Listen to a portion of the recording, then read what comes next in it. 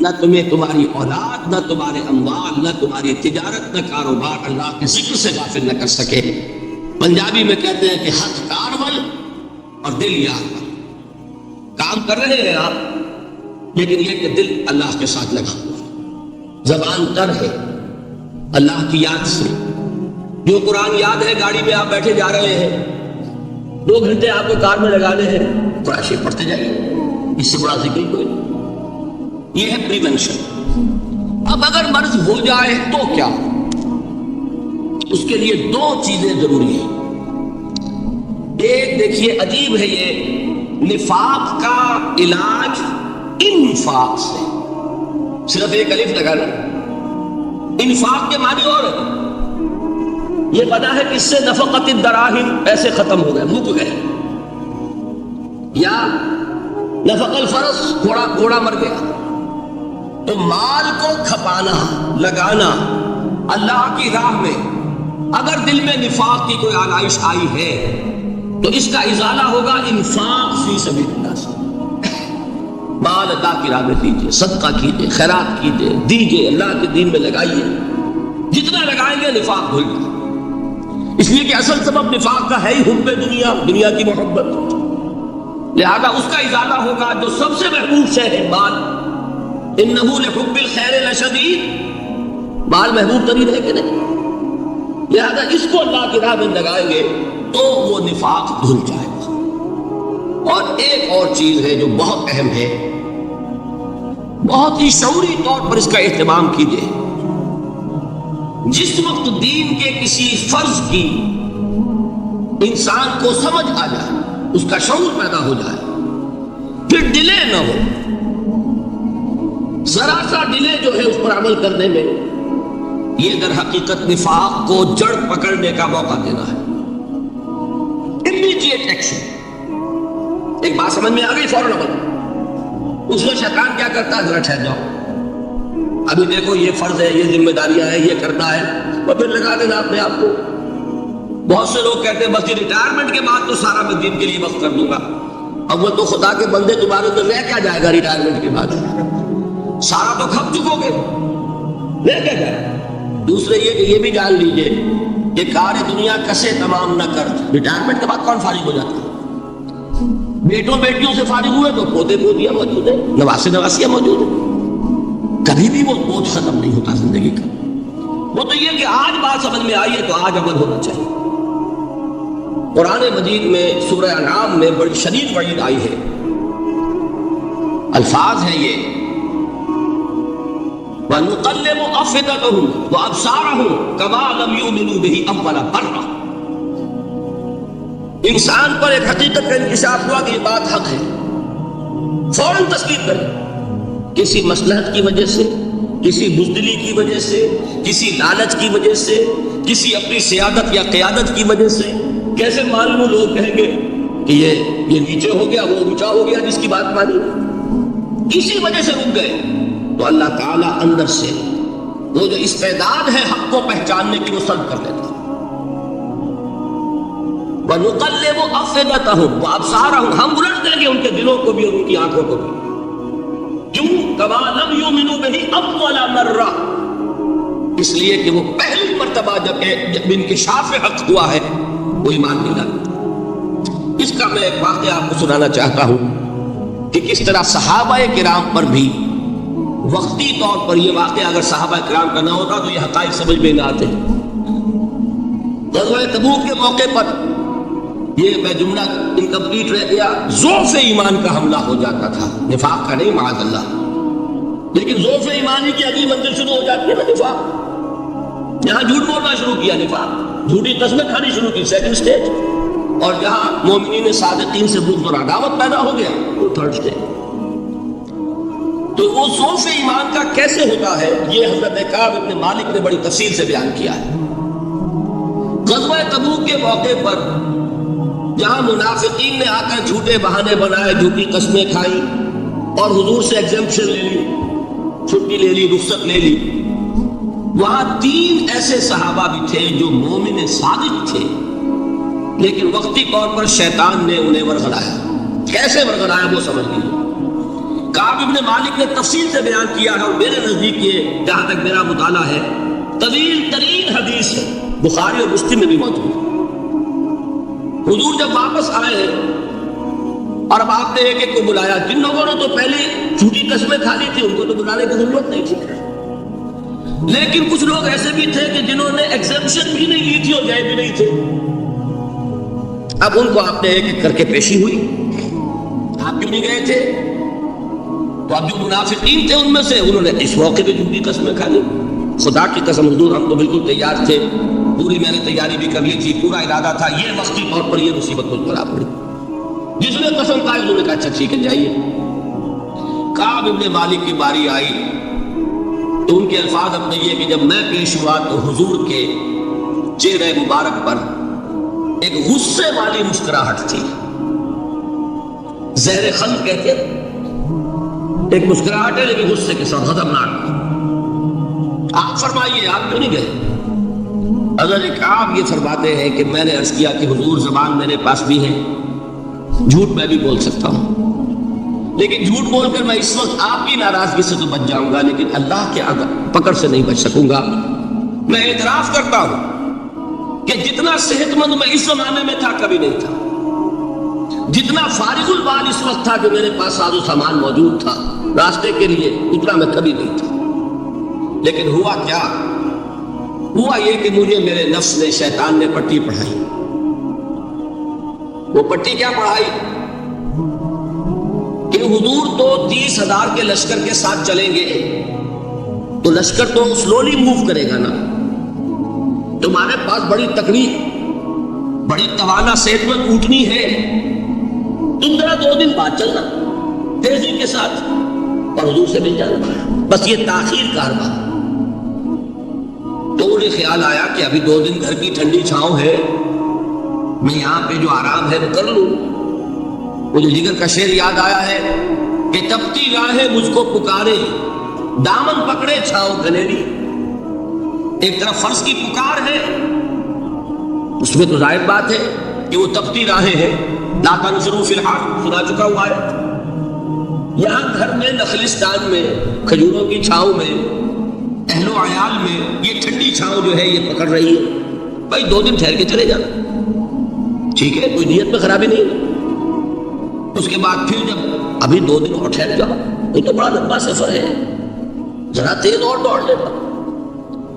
تو فرماتے ہیں کہ حضور میں اسی طریقے سے تاخیر و تعویق میں پڑا رہا، یہاں تک کہ ایک روز اچانک مجھ پر یہ چیز منکشف ہوئی کہ تو میں چاہے کتنا بھی تیز چل لوں میں آپ سے نہیں نکل سکتا، میرے اعصاب ڈھیلے ہو گئے، اس طرح میں محروم رہوں۔ حضور نے بائیکاٹ کا حکم دیا صحابہ کو، 3 صحابہ تھے ایسے، 2 اور تھے جنہوں نے اسی طریقے سے اعتراف کیا۔ حضور نے حکم دے دیا کوئی ان سے گفتگو نہ کرے، سوشل بائیکاٹ، بڑی سخت سزا تھی جو دی گئی ہے، اس کی بڑی تفاصیل ہے، اللہ تعالیٰ شوق دے تو وہ حدیث پوری پڑھی ہے، میں نے تو 2 جمعوں میں ایک مرتبہ صرف اس ایک حدیث کو بیان کیا تھا، شاید کئی کیسٹس ہو میرے ہاں، ہمارے نمبر کوئی مجھے یاد نہیں ہے، لیکن یہ بڑی عجیب حدیث ہے۔ لیکن اس میں جو اصل سبق ہے وہ کیا ہے؟ اس طریقے سے شیطان لے تو ڈال، تاخیر، تعویق، ابھی کیا جلدی ہے، ذرا اس کام سے فارغ ہو لو، ذرا پھر ترافی کر لینا، ذرا زیادہ زور سے کام کر لینا، یہ وہ چیز ہے کہ جو وہ تو خیر صحابی تھے بچ گئے، اگر وہاں جھوٹی قسم بھی کھا دیتے تو گئے تھے۔ یہ تو اتنا ہی ہے نا، مردی و نامردی قدم فاصلہ دارت، اس میں تو یہی ہے کہ ذرا ایک جھوٹی قسم کھا دیتے، جھوٹی بہانہ بنا دیتے تو اب ذوف ایمان نہ رہتا، وہ نفاق میں سے شروع ہو گیا۔ وہ اللہ تعالیٰ نے ان کو بچایا، لیکن یہ کہ ہم کیسے بچیں گے اگر ہم نے یہ روش اختیار کی؟ لہٰذا 3 کام، دوام ذکر نمبر 1، اس کی میں شرح کر چکا ہوں، 4 اذکار یاد کر لیجیے گا ان کو، ورنہ کیا فائدہ۔ نمبر 2 انفاق فی سبیل اللہ، نفاق کا علاج انفاق سے۔ نمبر 3 یہ عادت اپنے اندر پیدا کیجیے شعوری طور پر کہ جب ایک حقیقت واضح ہو جائے فوراً اعتراف، یہاں پہ بات ٹھیک ہے یار، جب ایک فرض کا احساس ہو جائے فوراً اس کی ادائیگی کے لیے آغاز۔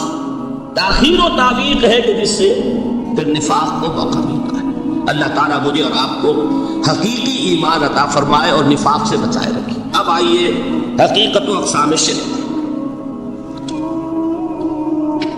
دیکھیے ہر شخص یہ جانتا ہے کہ اسلام دین توحید ہے. ایک لفظ میں اگر کہیں گے تو اسلام کا سب سے بڑا وصف، سب سے بڑی علامت توحید.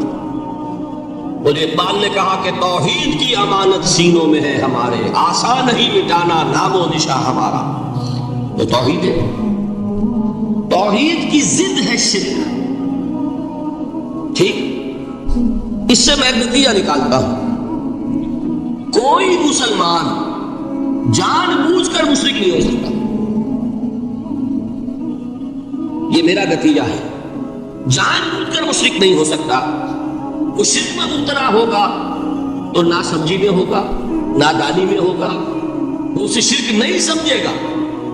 یہ ممکن نہیں ہے کہ کوئی مسلمان ہو، گیا سے گیا مسلمان، گزرا سے گزرا مسلمان، گھٹیا سے گھٹیا مسلمان، لیکن وہ شرک کو شرک سمجھتے ہوئے اس پہ آتا ہوتا کیا سمجھ میں نہیں آتا کہ شرک. تو ضرورت بہت ہے کہ ہم یہ پہچانیں کہ یہ شرک ہے کیا.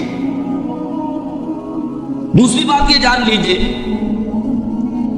ہمارے دین میں ناقابل عفو جرم کون سا ہے؟ دو مرتبہ بیان فرمایا گیا سورہ نساء میں صرف، ان اللہ لا یغفر ان یشرک بہ ویغفر ما دون ذلک لمن یشاء.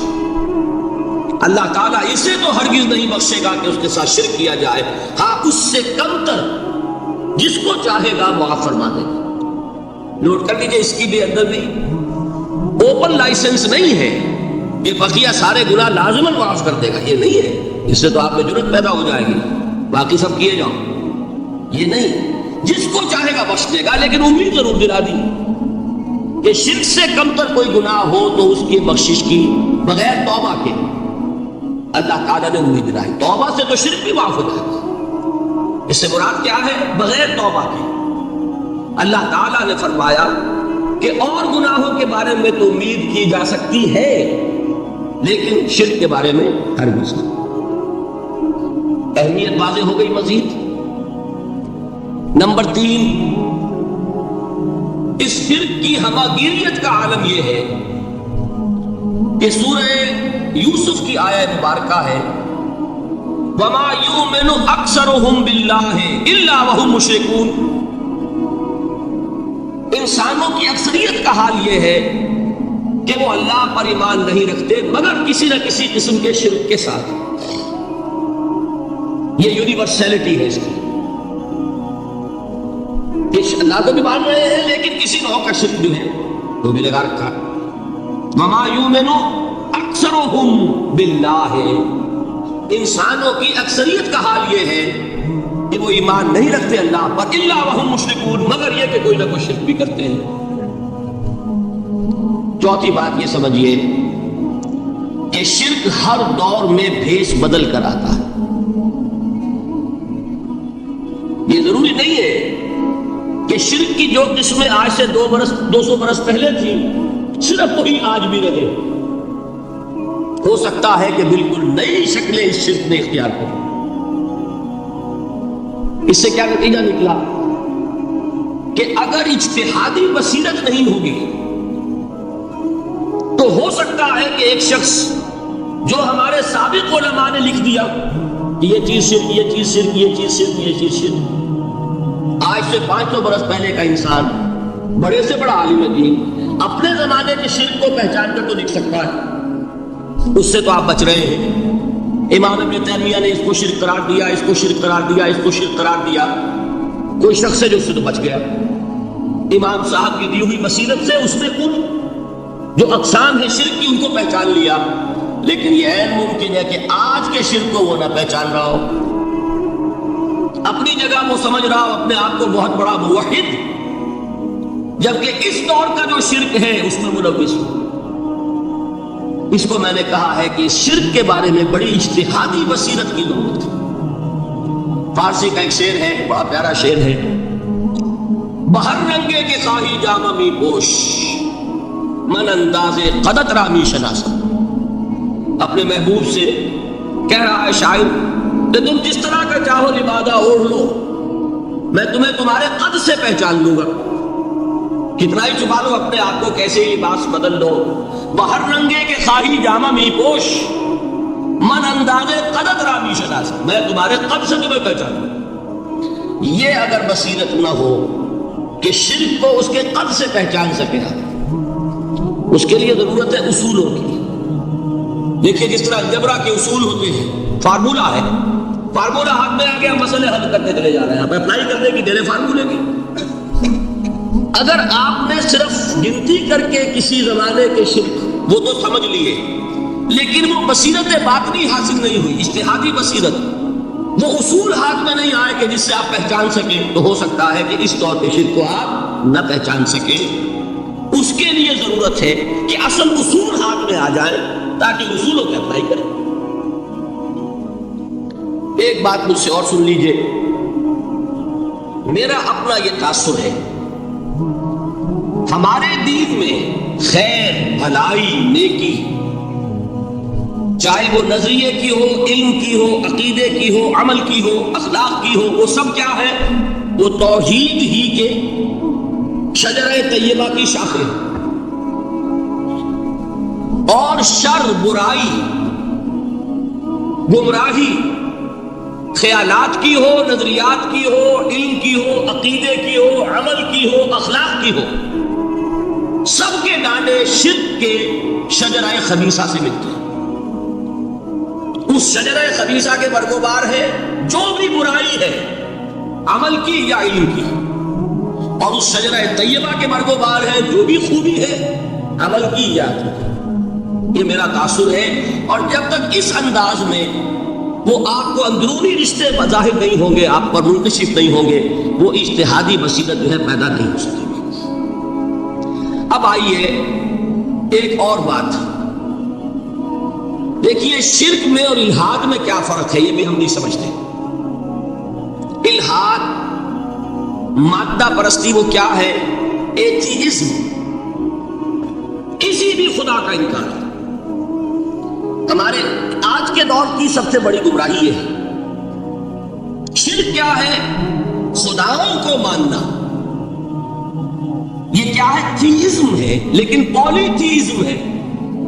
توحید کیا ہے؟ مونو تھیزم ہے، ایک خدا کا ماننا۔ لیکن شرک کے اندر ایک اور حقیقت کو پہچان لیجئے، شرک میں ہمیشہ ٹاپ پر ایک خدا کو مانتے ہیں، باقی سارے خدا نیچے ہوتے ہیں، اوپر جا کر وہ توحید ہوگی ہمیشہ۔ کوئی مشرکانہ نظام ایسا نہیں ہے جو ٹاپ پر جا کر توحید نہ بنتا۔ دیکھیے ہندو دیویاں، دیوتا بے شمار، لیکن مہادیو وہ بھی کیا دو ہیں؟ مہادیو انگریزی میں گاڈز، گاڈیسز، لیکن وہ چھوٹے جی سے لکھے جائیں گے، چھوٹے جی سے لکھے جانے والے gods and goddesses. Roman mythology ہو، گریک مائتھولوجی ہو، ان دیویوں دیوتاؤں کے نام ہی آپ نہیں یاد کر سکتے، لیکن گاڈ بڑے جی سے وہ ایک ہے کہ وہ ٹاپ پر جو ہے وہ ایک ہے، اس کو وہ بھی مانتے ہیں کہ اومنی پوٹنٹ، اومنیشنٹ، اومنی پریزنٹ، علی کل شیء قدیر، بکل شیء علیم، ہر جگہ موجود، وہ تو ایک ہی ہے، وہ تو کیپٹل جی سے لکھا جائے گا۔ باقی اس کے پیچھے فوج ہے دیویوں کی، دیوتاؤں کی، خداؤں کی اور خدانیوں کی، وہ گاڈز اینڈ گاڈیسز ہیں۔ عرب میں کیا تھا؟ میں نے پہلے آپ کو وہ دو مثالیں دے دی ہیں، تیسری اور ایران کی لے لیجئے۔ خیر کا خدا اور شر کا خدا اور، ایک یزدہ، ایک اہرمن، ٹھیک، سنویت ہو گئی نا، دو خداؤں کو مانا، لیکن وہی ہے جو خدائے خدائے گاں، خداؤں کا خدا، اس کو ایک ہی مانتے ہیں۔ یہی معاملہ عرب میں تھا، اللہ وہ ایک ہی تھا ان کے ہاں۔ قرآن میں آتا ہے، ان سے پوچھئے وَلَئِن سَأَلْتَهُم مَّن خَلَقَ السَّمَاوَاتِ وَالْأَرْضَ لَيَقُولُنَّ اللَّهُ۔ جب ان سے کہا جاتا ہے کہ کس نے پیدا کیا آسمان اور زمین کو، یہ فوراً کہہ گیا تھا وَأَنَّىٰ يُؤْفَكُونَ۔ تو یہ ماننے کے بعد کدھر جا رہے ہیں؟ وہ کیا کہتے تھے کہ وہ بڑا اللہ تو ایک ہی، لیکن چھوٹے آلہہ ہیں، آلہہ اور اللہ میں وہی فرق ہے جو کیپٹل جی کا گاڈ اور چھوٹے جی سے گاڈ اینڈ گاڈیسز. وہی فرق ہے کہ جو مہادیو اور دیویوں اور دیوتاؤں میں ہے. وہی وہاں تھا اللہ وہ ایک اور سپریم، سب سے بالا تر، اس سے اوپر کوئی نہیں، تخلیق میں اس کا کوئی ساجی نہیں. لیکن اس نے کچھ آلہہ ہیں جنہیں کچھ اختیارات تقسیم کیے ہوئے، کچھ اس کے لاڈلی ہستیاں ہیں جو سفارش کر سکتی ہیں. بس یہ شرک تھا مشرکین مکہ. بات سمجھ رہے ہیں؟ اس کا جائزہ لیں گے تو آپ کو، اور جو آج شرک کی اقسام میں بیان کروں گا اس کو ہاتھ میں لیں گے تو کسی موحد کا تلاش کرنا مشکل ہو جائے گا. ڈھونڈ اب ان کو چراغ رخ زیبا لے کر. آج جن کا نام مسلمان ہے ان کی اکثریت کسی نہ کسی نوع کی شرک میں مبتلا ہے. اب آئیے اقسام شرک. اقسام شرک میں بھی وہی کیفیت ہے جو نفاق کے بارے میں میں نے عرض کی تھی کہ ایک تقسیم یہ ہے جو علماء نے کی ہے، ایک ہے عقیدے کا نفاق، ایک ہے عمل کا نفاق. اسی طرح ایک ہے عقیدے کا شرک، ایک ہے عمل کا شرک. عقیدے میں نہیں ہے، عمل میں ہے. ایک تقسیم آپ نے سنی ہوگی شرک جلی، شرک خفی. ایک ہے ننگا شرک، کھلا شرک. ایک ہے چھپا ہوا شرک جو نظر نہیں آتا. لیکن ایک مغالطہ اپنے دل سے نکال دیجئے، بعض لوگ شرک خفی کو شرک نہیں سمجھتے. یہ بہت بڑی غلطی ہے. اگر وہ شرک نہ ہوتا تو حضور اسے شرک نہ کہتے. کوئی اور لفظ، عربی زبان کا دامن جو ہے محدود نہیں ہے، پھر اس کے لیے کوئی اور لفظ اختیار فرمایا جاتا ہے وہ شرک. لیکن ایک شرک ہے جلی جو نمایاں ہے، نظر آ رہا. ایک ہے شرک خفی جو نظر نہیں آ رہا. اور وہ کتنا خفی ہو سکتا ہے اس کی ایک مثال دی حضور نے. شرک خفی اتنا خفی ہو سکتا ہے، ذرا مبالغہ دیکھیے جو حضور نے بات کو سمجھانے کے لیے مثال میں جو مبالغہ اختیار فرمایا. ایک سیاہ اندھیری رات میں ایک سیاہ پتھر پر ایک سیاہ چیونٹی کو رینگتے ہوئے دیکھنا جتنا مشکل ہے اتنا ہی شرک خفی کا پہچاننا مشکل ہے. بتائیے، آپ نے فرمایا انا افصح العرب، میں عرب کا فصیح ترین انسان ہوں. اس سے آگے تو مثال دی جا سکتی ہے. اندھیری رات، تاریک رات، پتھر سیاہ، چیونٹی سیاہ، کون دیکھ سکتا؟ جتنا اس کو دیکھنا ناممکن ہے اتنا ہی شرک خفی کا پہچاننا مشکل ہے. گویا کہ اس سے تو اللہ ہی بچائے گا تو انسان بچے گا. ایک آخری بات تمہیداً اور عرض کر دوں، پھر میں چلوں گا اقسام پر. میری جو باتیں آپ کے سامنے آئی اس سے ایک منطقی نتیجہ نکلتا ہے. کوئی شخص اگر حقیقتاً شرک سے بچ جائے، واقعتاً شرک سے بچ جائے، ہر قسم سے بچ جائے، اس سے بھی اوپر کوئی انسان ہوگا. گویا کہ یہ آخری منزل ہے. یا یوں کہیے کہ جس شخص کے بارے میں اللہ تعالیٰ یہ مان لے کہ میرا یہ بندہ شرک سے بری ہے، اس سے بڑی سند کوئی ہے؟ دی ہائیسٹ ٹیسٹیمونیل، سب سے بڑی سند، سب سے بڑی تعریف جو بندے کی ہو سکتی ہے وہ کیا ہے؟ یہ مشرک ہے. یہی وجہ دیکھیے آپ قرآن مجید میں حضرت ابراہیم کے ذکر میں دیکھیں گے. ابراہیم کا مقام کیا ہے؟ خلیل اللہ، ابو الانبیاء، امام الناس. تین نسبتیں ہیں، تینوں بڑی عظیم. اللہ کے ساتھ نسبت کیا ہے؟ خلیل. واتخذ اللہ ابراہیم خلیلا. ابو الانبیاء، کتنے نبی ہیں ان کی نسل میں؟ اسحاق اور اسماعیل سے چلیے، پھر یعقوب اور یوسف، اور پھر چلیے موسیٰ اور ہارون، اور پھر چلیے سارے انبیاء بن اسرائیل کے حضرت عیسیٰ، پھر یہاں تک کہ محمد رسول اللہ. کس کی اولاد ہے؟ ابراہیم کی. ابو الانبیاء. اور نمبر 3، انی جاعلک للناس اماما، امام الناس. اور قرآن میں جو سب سے بڑی سند انہیں دی جاتی ہے وہ کیا؟ وما کان من المشرکین. تو ابراہیم مشرکین میں سے نہیں تھے. معلوم ہوا کہ یہ سب سے بڑی سند ہے، سب سے بڑا سرٹیفکیٹ ہے، سب سے بڑا ٹیسٹیمونیل ہے جو اللہ کی طرف سے کسی کو مل جائے. میں جو اقسام شرک بیان کرنا چاہتا ہوں تو میری تقسیم ذرا مختلف ہے. اب وہ ذرا اپنے ذہن میں وہ نقشہ بنا لیجیے، آپ بنایا کرتے ہیں، ایک اس کو پھر 3 میں تقسیم کیجیے۔ شرک کی 3 بڑی بڑی قسمیں ہیں۔ شرک فی الذات نمبر 1، شرک فی الصفات نمبر 2، شرک فی الحقوق نمبر 3۔ اور یہ میں عرض کر دوں آپ سے پہلے ہی، یہ مضمون بہت طویل ہے، میں آج صرف یہ کروں گا کہ خاکہ مکمل کر دوں۔ اب اس خاکے میں رنگ بھرنا، وہ تو ایک موضوع پر شرک فی ذات پر پوری تقریر ہونی چاہیے، شرک فی صفات پر ہونی چاہیے۔ ایک ایک گھنٹے کے میرے 6 کیسٹ ہیں اللہ کے فضل و کرم سے، جو کئی سال سے وہ پھیل رہے ہیں۔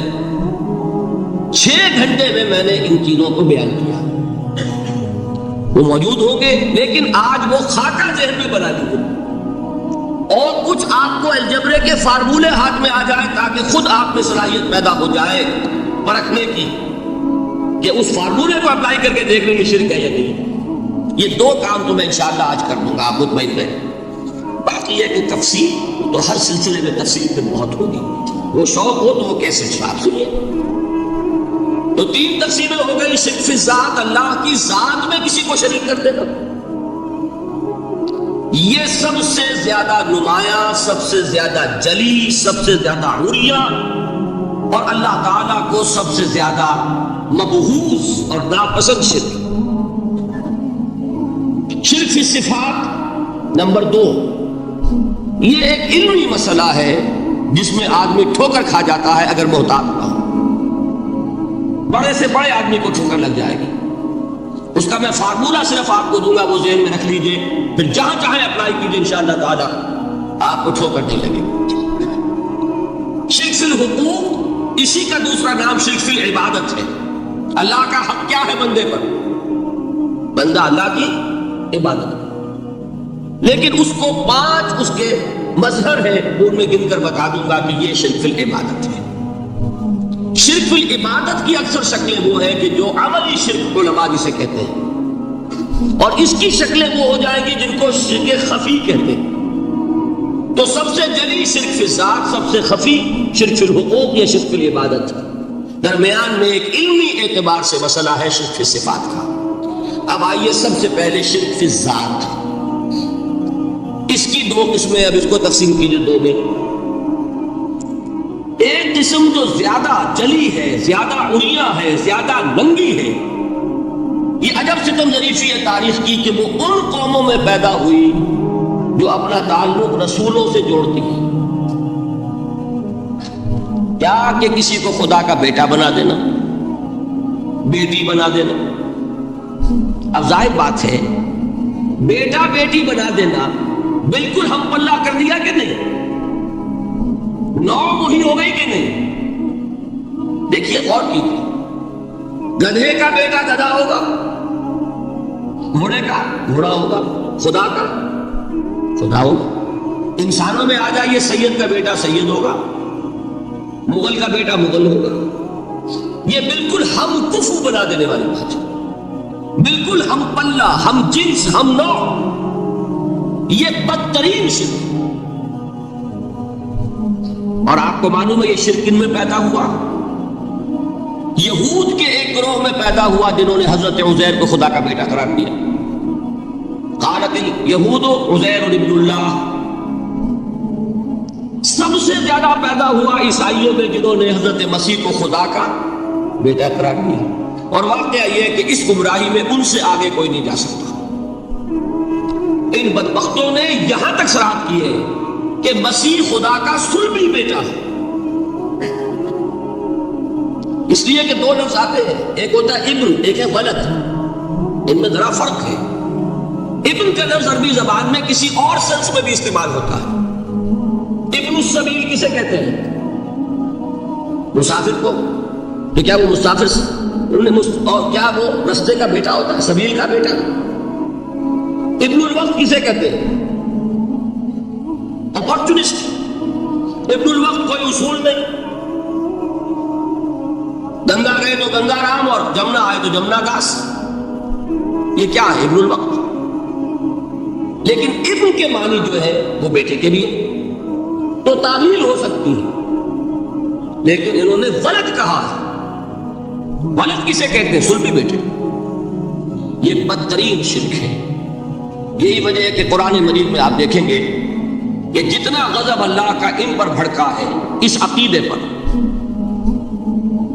وَيُنذِرَ الَّذِينَ قَالُوا اتَّخَذَ اللَّهُ وَلَدًا،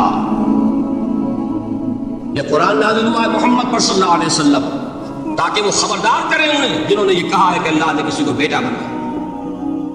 یہ سورہ کہف میں ہے، اور اگلی سورت سورہ مریم میں تو ایسا غضب اللہ کا ظاہر ہوتا ہے، وَقَالُوا اتَّخَذَ الرَّحْمَنُ وَلَدًا لَقَدْ جِئْتُمْ شَيْئًا إِدًّا تَكَادُ السَّمَاوَاتُ يَتَفَطَّرْنَ مِنْهُ وَتَنشَقُّ الْأَرْضُ وَتَخِرُّ الْجِبَالُ هَدًّا أَن دَعَوْا لِلرَّحْمَنِ وَلَدًا وَمَا يَنبَغِي لِلرَّحْمَنِ أَن يَتَّخِذَ وَلَدًا۔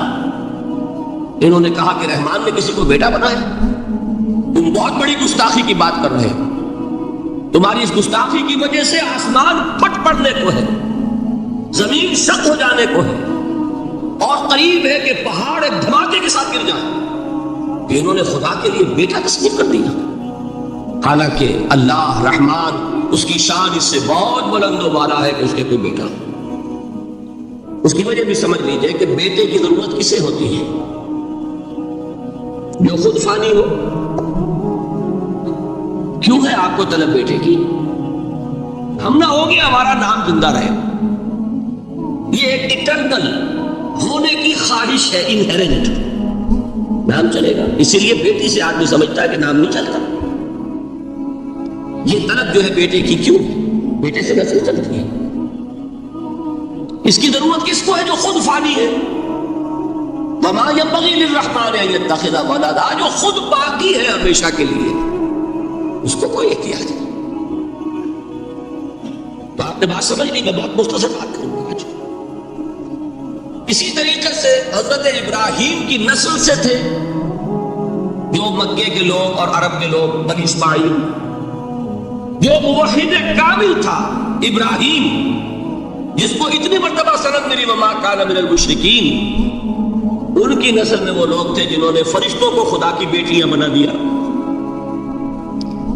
یہ جو ان کی دیویاں تھیں یہ مؤنث، لات، عزا، منات، یہ سب کیا مؤنث نام ہے۔ انہوں نے یہ کہا کہ فرشتے جو ہیں وہ خدا کی بیٹی ہیں۔ اصل میں عقیدہ کیسے ہوتا ہے؟ انہوں نے کہا بڑے لاڈلے ہیں، لاڈلی ہوتی ہے بیٹی بہت زیادہ، تو یہ خدا کی بیٹیاں ہیں۔ ہوتے ہوتے ان کا یہ عقیدہ ایسا پکا ہوا کہ بجائے استعارے کے اب انہوں نے حقیقت بنا دیا یہ خدا کی بیٹیاں۔ ان پر قرآن مجید نے کئی جگہ پر ذرا ایک لطیف انداز میں تنزیہ پیرائے میں بھی کہا ہے کہ بھائی تم نے خوب کیا، انہوں نے الاٹ کیا تو بیٹا تو کیا، تم نے اللہ کو الاٹ کی تو بیٹیاں جو تمہیں خود پسند نہیں۔ الکم البنون، تمہارے لیے بیٹے ہو، وَلَهُ الْبَنَاتُ، اور اس کے لیے بیٹیاں۔ تو یہ تو ذرا ایک لطیف انداز ہے، تنزیہ کرایا ہے، لیکن ان تینوں کو اب آپ ایک جگہ کر لیجئے۔ بیٹا بیٹی قرار دینے کا شرک، یہ کیا ہے؟ شرک فی الذات، ہر اعتبار سے اللہ کا مثل بنا دینا، ہم کفو بنا دینا، ہم پلہ بنا دینا، ذات میں شریک کر دینا، یہ بدترین شرک ہے۔ یہی وجہ ہے، دیکھیے قرآن مجید کی عظیم ترین سورت کون سی ہے؟ سورہ اخلاص، جو ایک تہائی قرآن کے مساوی حضور نے قرار دیا، جس کو ثلث قرآن کے مساوی، وہ در حقیقت اسی شرک کی نفی پر ہے۔ قل هو اللہ احد اللہ الصمد لم یلد ولم یولد ولم یکن له کفوا احد۔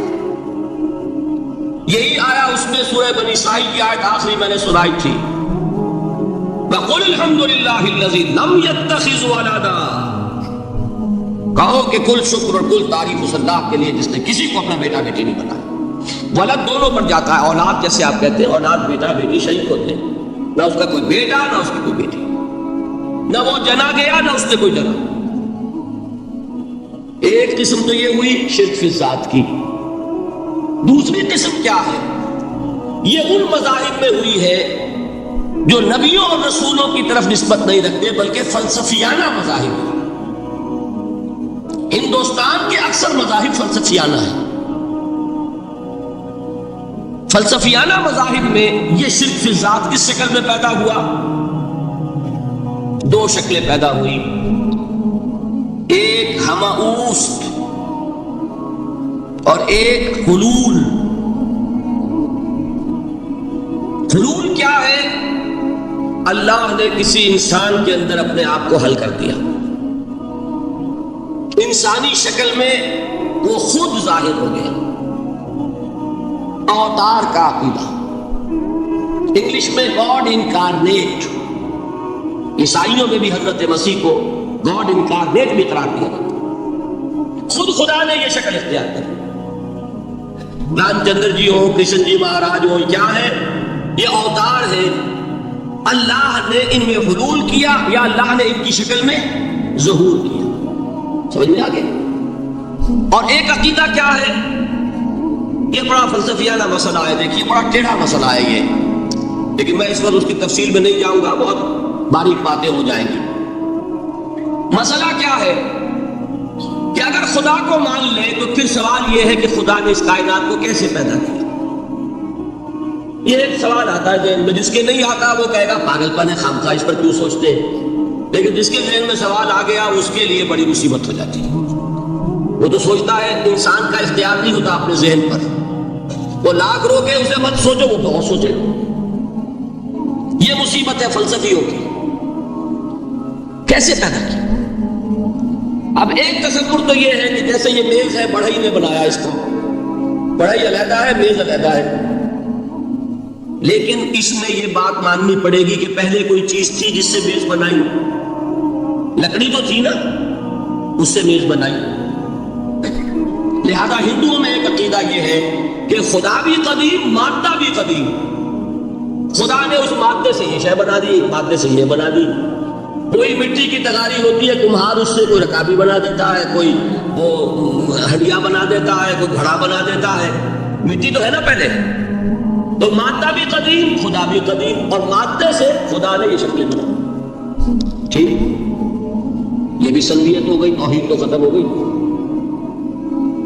تو جن لوگوں کا ذہن تھا توحیدی لیکن اس مسئلے میں الجھ گئے، انہوں نے ایک اور شکل تجویز کی کہ خدا خود ہی اس شکل میں تبدیل ہو گیا.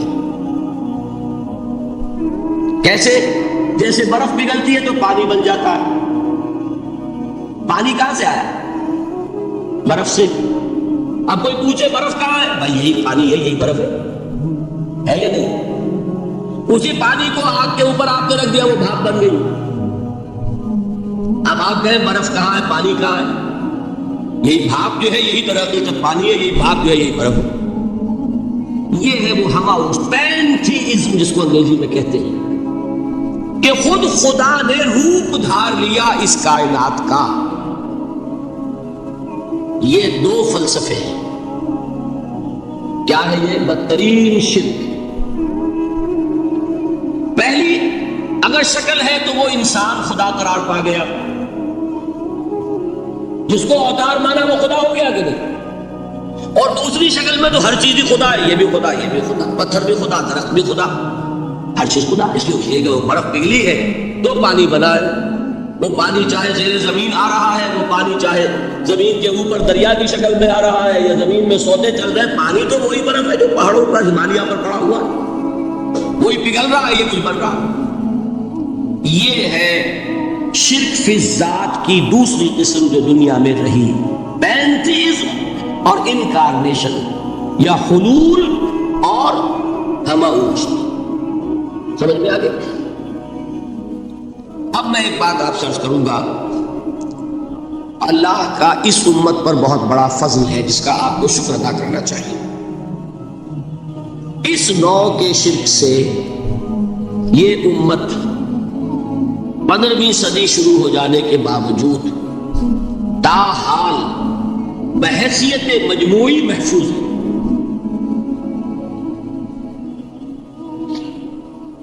میں نے بحیثیت مجموعی کہا ہے. کوئی افراد یا عوام الناس یا جوہلاء یا شعراء یا نعت گو وہ مبالغہ آرائی میں کوئی بات کہہ دیتے ہو تو وہ علیحدہ بات ہے.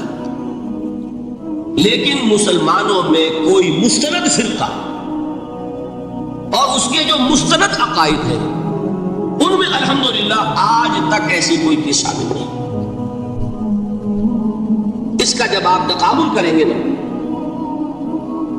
آپ کا کیا خیال ہے عیسائیوں کو حضرت مسیح سے کتنی محبت تھی؟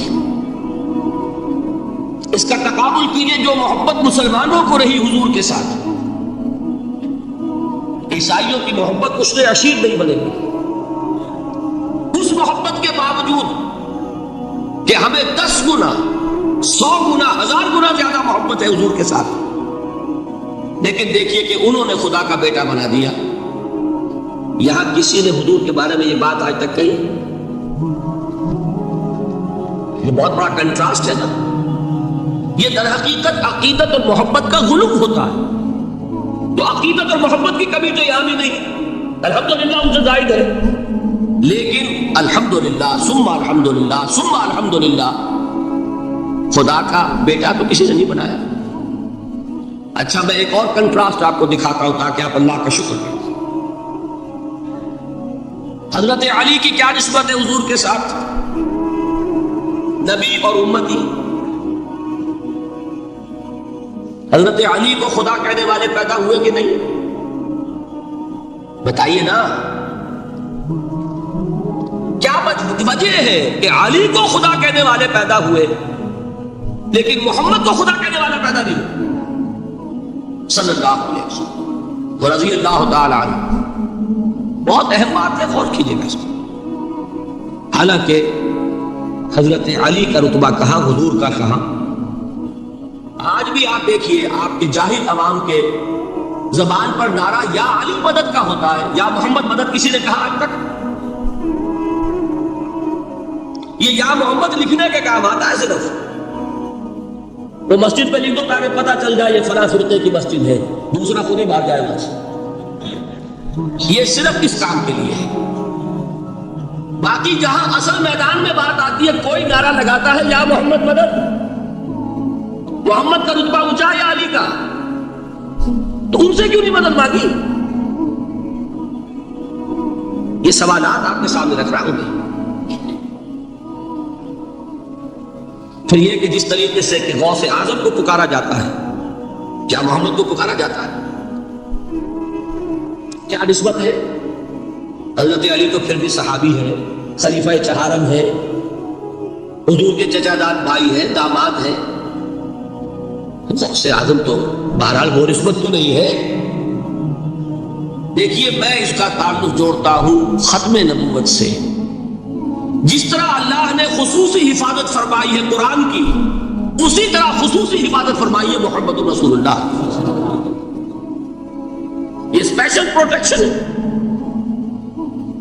اللہ نہیں ہو سکتی تھی. یہ خصوصی تحفظ ہے اللہ. یہاں بگاڑ پیدا ہو جائے تو صحیح کام کرے گا. حضرت مسیح کی اصل حقیقت تو حضور نے آ کے بتا دی. ذالک عیسی ابن مریم قول الحق الذی فیہ یمترون ما کان للہ ان یتخذ ولدا سبحانہ. یہ حضور نے آ کر حضرت مسیح کی حقیقت بیان کر دی کہ نہیں؟ سورہ مریم کی یہ آیات سنی تھی نجاشی رحمۃ اللہ علیہ نے جب حضرت جعفر ابن ابی طالب کی زبان سے، تو کیا کہا تھا تنکا اٹھا کر، خدا کی قسم جو ان آیات میں مسیح کا مقام بیان ہوا ہے مسیح اس سے تنکا بھر بھی زیادہ نہیں.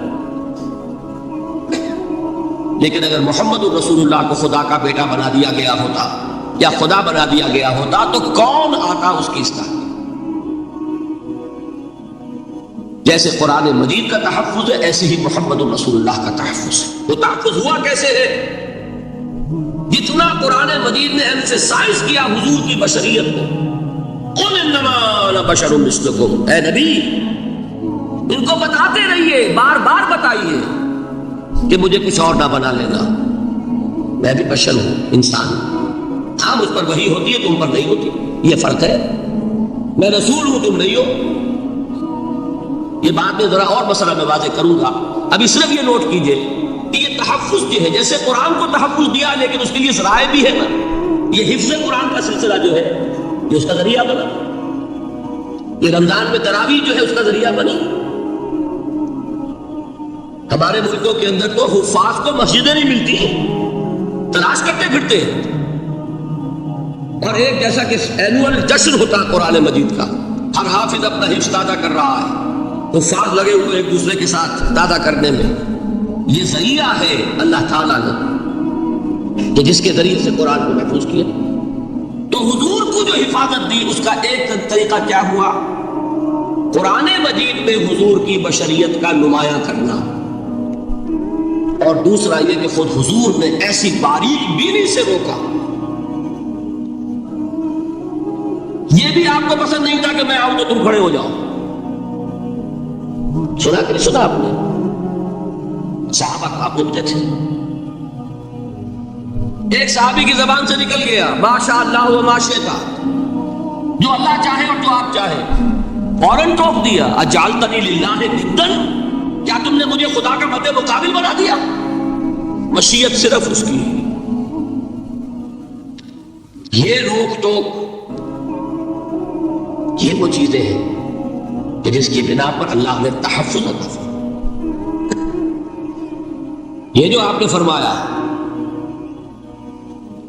میری قبر کو کسی جلسے اور جشن کا مرکز نہ بنا لینا، فرمایا کہ نہیں فرمایا؟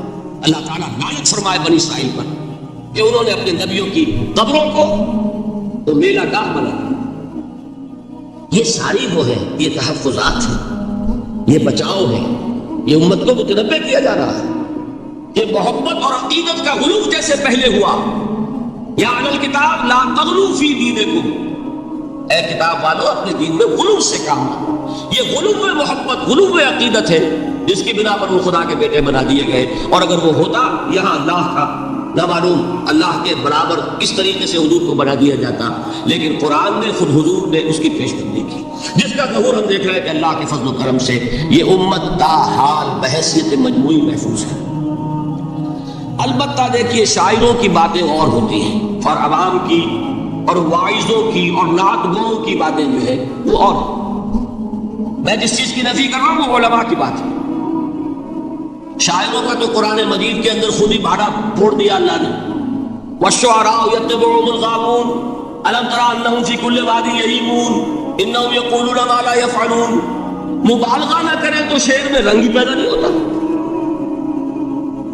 پھر شعر کائے کو کہنا ہے نظر کہو بھائی، مبالغے سے اس میں ایک تاثیر ہے۔ وہ مبالغے ہمارے شاعروں نے ہمارے نعت گوؤں نے کیے ہیں، اور اس میں اللہ تعالیٰ انہیں معاف کرے بالکل اوتار کر الفاظ بھی استعمال کر دیے۔ وہی جو مستوی اشٹھا خدا ہو کر ادھر پڑا وہ مدینے میں مصطفیٰ ہو کر۔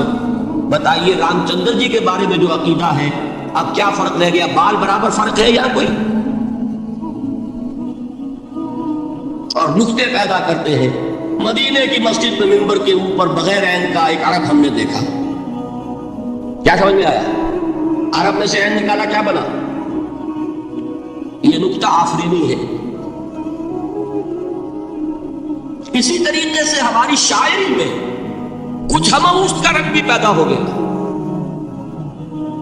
خود کوزا ہو، خود کوزا کرو، خود گلے کوزا، خود رند سبوکش، خود برسر آکوزا، خریدار میں آمد بشکست و رواشو۔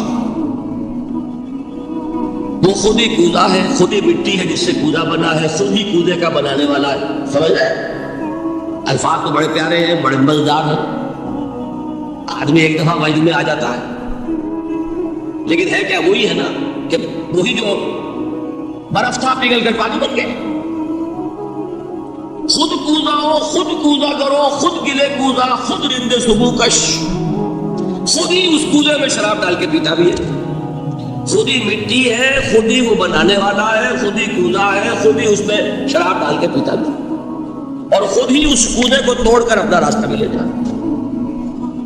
اب آپ اس پر سر دھنیے اور جو چاہے کریں، لیکن یہ کہ اس کا ڈانڈے مل گئے کہ نہیں اسی عمل اس سے۔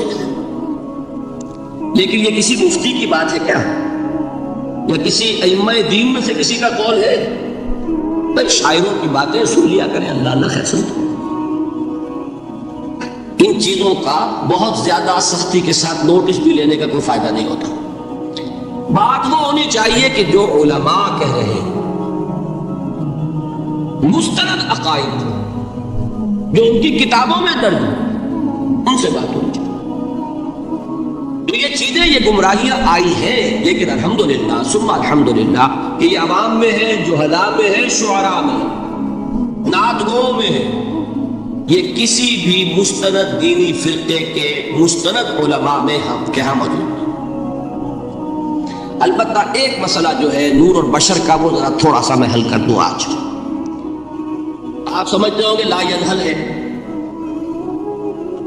میں نے جس طرح کہا تھا کہ امام بخاری کا قول بھی 100% درست اور امام ابو حنیفہ کا بھی 100% درست ثابت کیا کہ نہیں، اسی طرح میں کہتا ہوں جو حضور کو بشر کہتے ہیں وہ بھی 100% درست، جو حضور کو نور کہتے ہیں وہ بھی 100% درست. مطلب کیا ہے؟ دیکھیے ہر انسان کے وجود کے دو حصے میں نے پہلے دن شاید کچھ بیان کیا تھا. ایک خاکی وجود اور اینیمل بینگ جو حیوان ہے ہمارا، ایک وہ روح ربانی جو اس میں پھونکی گئی. آدم میں جب وہ روح پھونکی گئی تب وہ مسجود ملائک بنے. فَإِذَا سَمَّيْتُهُ وَنَفَخْتُ فِيهِ مِن رُّوحِي فَقَعُوا لَهُ سَاجِدِينَ. دو جگہ آئے تھے قرآن مجید میں ایک شوشے کے فرق کے بغیر، سورہ حجر اور سورہ صاد. جب میں اس کو پوری طرح تیار کر لوں اور اس میں اپنی روح میں سے پھونک دوں تو گر پڑنا اس کے سامنے سجدے. ہمارا جو خاکی وجود ہے وہ ظلمانی ہے اور جو ہمارا روحانی وجود ہے وہ نورانی ہے. اس کی نسبت کس سے ہے؟ اللہ سے.